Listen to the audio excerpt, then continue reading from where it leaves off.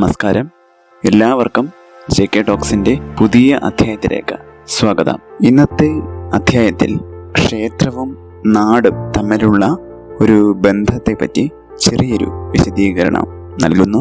പരശുരാമൻ കേരളം സൃഷ്ടിക്കുമ്പോൾ രാജ്യത്തിൻ്റെ സംരക്ഷണത്തിന് വേണ്ടി 108 ദുർഗാലയങ്ങളും 108 ശിവാലയങ്ങളും പ്രതിഷ്ഠിച്ചുവെന്ന് പറയപ്പെടുന്നു. സമുദ്ര തീരത്ത് ദുർഗാലയങ്ങളും മലയോര പ്രദേശങ്ങളിൽ അയ്യപ്പൻ കാവുകളുമാണ് കേരളത്തിന്റെ സംരക്ഷണത്തിന് വേണ്ടി സ്ഥാപിച്ചിരുന്നത്. ഇതുതന്നെ ക്ഷേത്രവും നാടും തമ്മിലുള്ള ഒരു അഭേദ്യമായ ബന്ധത്തെ തന്നെ ആണ് വ്യക്തമാക്കുന്നത്. അതായത് ക്ഷേത്രവും അതിന് ചുറ്റുമുള്ള ഭക്തജനങ്ങളുടെയും ഒരു ആരാധനയും അവരുടെ മാനസികവും ആധ്യാത്മികവുമായ തലങ്ങളിൽ വ്യക്തമായിട്ടുള്ള ഒരു ബന്ധം തന്നെ നമുക്ക് കാണാവുന്നതാണ്.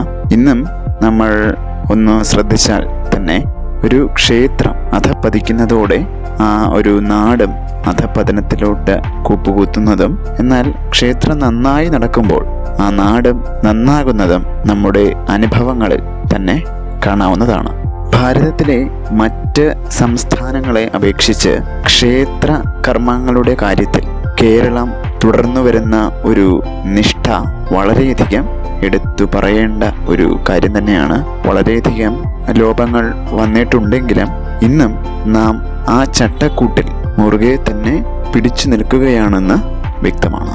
ഒരുപക്ഷെ അതുകൊണ്ട് തന്നെ ആയിരിക്കാം ഇവിടെ നമ്മുടെ കേരളത്തിൽ മറ്റ് സംസ്ഥാനങ്ങളെ അപേക്ഷിച്ച് നോക്കുമ്പോൾ വലുതായിട്ടുള്ള പ്രകൃതിക്ഷോഭങ്ങളോ മനുഷ്യ കലാപങ്ങളോ ഒന്നും ഉണ്ടാകാതെ ഇരിക്കുന്നതിൻ്റെ പ്രസക്തമായിട്ടുള്ള ഒരു കാരണം. ധർമ്മവും സാമ്പത്തിക സുസ്ഥിതിയും ആക്രമണങ്ങളിൽ നിന്നുള്ള രക്ഷയും മറ്റും ഉണ്ടാകുന്നതിന് മനുഷ്യ പ്രയത്നത്തിൽ നിന്ന് അതീതമായ ശക്തികളുടെ ഒരു സഹകരണം വേണമെങ്കിൽ അതിനുള്ള ശാസ്ത്രീയമായ ഒരു പദ്ധതി തന്നെയാണ് നമ്മുടെ ക്ഷേത്ര ആരാധന. ഇന്ന് നമ്മുടെ നാട്ടിലുണ്ടായിട്ടുള്ള ധാർമ്മികമായ അധപ്പതനത്തിന് മൂലകാരണം അന്വേഷിച്ചു പോകുന്നവർ ഈ കാര്യത്തിൽ ക്ഷേത്രത്തിനുള്ള പ്രാധാന്യം മനസ്സിലാക്കുന്നത് വളരെയധികം നന്നായിരിക്കും. ഇടിഞ്ഞു പൊളിഞ്ഞു കിടക്കുന്ന ഒരു ക്ഷേത്രത്തിൽ ആരുടെയെങ്കിലും പ്രയത്നഫലമായി ചുരുക്കത്തിൽ പൂജാതി കാര്യങ്ങൾ ശ്രദ്ധയോടെ നടക്കുവാൻ തുടങ്ങുമ്പോൾ ആ നാട്ടിലെ കഷ്ടപ്പാടുകൾ തീർന്ന് ജനചേതന ഉണരുകയും തന്മൂലം സാമ്പത്തികമായും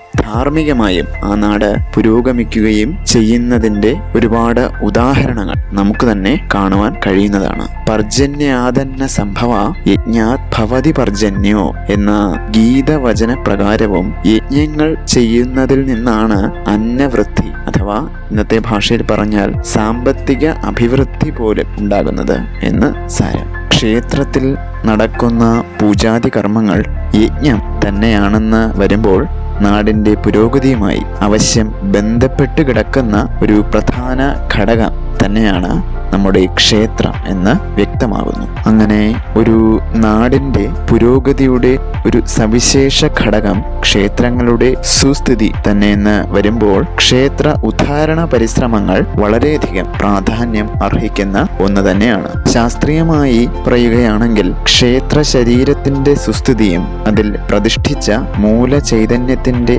പരിപോഷണവുമാണ് വാസ്തവത്തിൽ ക്ഷേത്ര ഉദ്ധാരണ പ്രയത്നത്തിലെ ഒരു മുഖ്യ ഘടകം എന്ന് തന്നെ പറയാം. മറ്റുള്ള പരിപാടികൾ എല്ലാം തന്നെ ആർഭാടങ്ങളും അലങ്കാരങ്ങളും ആകയാൽ അവയെ ഒഴിച്ചു നിർത്തിയും ക്ഷേത്രകാര്യങ്ങൾ നടത്തുവാൻ സാധിക്കുന്നതാണ്. ചുരുക്കത്തിൽ ക്ഷേത്ര ഉദ്ധാരണ പ്രക്രിയയിൽ 2 മുഖ്യ ഘടകങ്ങളുണ്ട്. ഒന്ന്, മൂലചൈതന്യത്തിന്റെ നിലനിൽപ്പിനും പരിപോഷണത്തിനും വേണ്ട സാങ്കേതിക വിദഗ്ധരെ അതിന് ആവശ്യമായ അളവിൽ തന്നെ വാർത്തെടുക്കുക. രണ്ടാമത്, ആ പ്രക്രിയയെ അടിസ്ഥാനമാക്കി ഒരു ജനകീയ ശക്തി തന്നെ ഉണ്ടാക്കുക. ക്ഷേത്രത്തിൽ പോയി ദർശനം നടത്തുന്നത് കൊണ്ട് ഭക്തന്റെ സ്ഥൂല സൂക്ഷ്മദേഹങ്ങളിൽ ഉണ്ടാകുന്ന ചൈതന്യ പ്രസരണത്തിന്റെ ഒരു രീതി നമ്മൾ മുൻ അധ്യായങ്ങളിൽ വിവരിച്ചിട്ടുള്ളതാണ്. അതുപോലെ തന്നെ പ്രധാനപ്പെട്ട ഒന്ന് തന്നെയാണ് നിത്യേന ക്ഷേത്ര ദർശനം നടത്തുന്ന പദ്ധതിയുടെ പ്രാധാന്യവും. അതുപോലെ ക്ഷേത്ര ദർശനത്തിൽ നമ്മൾ ശ്രദ്ധിക്കേണ്ടുന്ന മറ്റൊരു പ്രധാനപ്പെട്ട കാര്യമാണ് അച്ചടക്കം. കഴിയുന്നതും അച്ചടക്കത്തോടെയും മൗനമായും പ്രാർത്ഥനാ നിരതമായാണ് ക്ഷേത്രത്തിലേക്ക് പോകേണ്ടത്. ക്ഷേത്ര പരിസരത്തിൽ എത്തിയാലെങ്കിലും ഒരു മഹാപുരുഷന്റെ സന്നിധാനത്തിലെത്തിയ പ്രതീതി മനസ്സിൽ ഉളവാകത്തക്ക രീതിയിൽ തന്നെ ആയിരിക്കണം നാം മൗനം പാലിക്കേണ്ടത്.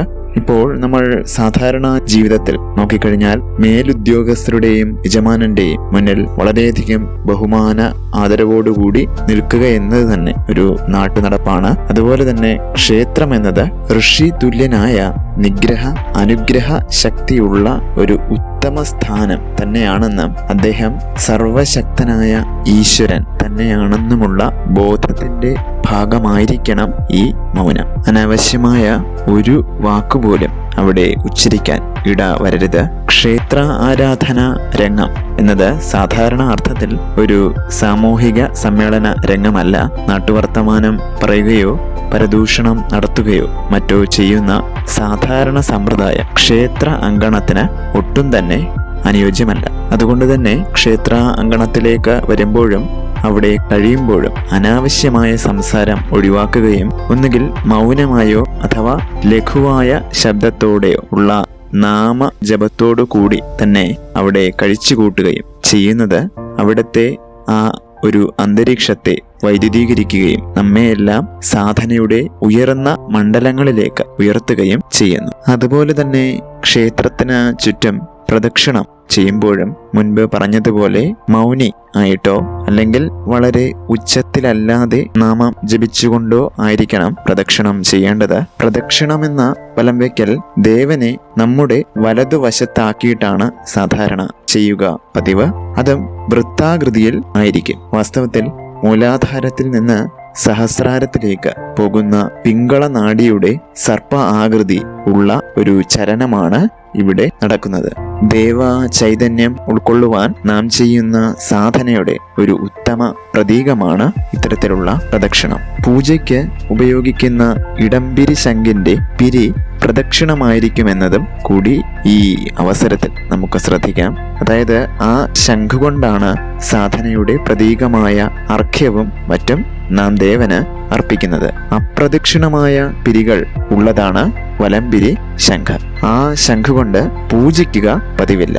അത് ദേവസ്ഥാനത്ത് വെച്ച് പൂജ സ്വീകരിക്കുകയേ പതിവുള്ളൂ. അപ്രദക്ഷിണമായ അതിന്റെ ചലനം ദേവനിൽ നിന്നും സാധകനിലേക്ക്, അതായത് യോഗശാസ്ത്രത്തിന്റെ ഭാഷയിൽ പറഞ്ഞാൽ സഹസ്രാര പത്മത്തിൽ നിന്നും മൂലാധാരത്തിലേക്ക് ഉള്ളതാണ്. പ്രദക്ഷിണമായ ചലനം വരുന്നത് മൂലാധാരത്തിൽ നിന്ന് സഹസ്രാര പത്മത്തിലേക്ക് ആണ്. അതായത് സാധാരണ സാധകന്റെ സ്ഥൂല നിലവാരത്തിൽ നിന്ന് ദേവന്റെ ദൈവികമായ ആ ഒരു തലത്തിലേക്കുള്ള ഒരു പരിണാമം കൂടിയാണിത്. ഈ തത്വം ശരിക്കും മനസ്സിലാക്കിയാൽ നാം നട തുറക്കുന്നതിന് മുമ്പ് ചെയ്യുന്ന ഈ പ്രദക്ഷിണത്തിന്റെ തത്വം മനസ്സിലാക്കുവാൻ സാധിക്കും. പ്രദക്ഷിണം ചെയ്യേണ്ടത് ശ്രീകോവിലിന് ചുറ്റുമുള്ള ബലിക്കല്ലുകളുടെ പുറത്തുകൂടിയാണ്. ദേവന്റെ സൂക്ഷ്മ ശരീരത്തിന്റെ വ്യാപ്തി ആ ബലിക്കല്ലുകളോളം വരുന്നുണ്ട്. അങ്ങനെ 3 അഥവാ 7 പ്രദക്ഷിണങ്ങൾ സമയത്തിന്റെ സൗകര്യം പോലെ ചെയ്യുന്നത് ഉത്തമമാണ്. മിക്കവാറും ദീപാരാധനയ്ക്ക് നട അടയ്ക്കുന്നതിന് മുൻപ് തന്നെ അമ്പലത്തിൽ എത്തി ഇത്തരത്തിൽ പ്രദക്ഷിണം പൂർത്തിയാക്കാവുന്നതാണ്. സാധന ചെയ്യുന്ന സമയത്തുണ്ടാകേണ്ട മാനസിക ഏകാഗ്രത കിട്ടുവാൻ മൗനമായോ അല്ലെങ്കിൽ മാനസികമായോ ഉള്ള ജപം, അതായത് ഉച്ചത്തിലല്ലാതെയുള്ള നാമജപം ആകാം. ഇത്തരത്തിൽ സാമൂഹ്യമായി തന്നെ ഈ നാമജപത്തിന് ഒരു നിയന്ത്രണം നൽകുന്നത് സംഘടനാപരമായ ഒരു നിയന്ത്രണത്തെ വളരെയധികം സഹായിക്കും. ഈ ഒരു ചെറു വിശദീകരണത്തോടെ ഇന്നത്തെ ഈ ഒരു അധ്യായം ഇവിടെ പൂർത്തിയാകുന്നു. ഏവർക്കും നമസ്കാരം.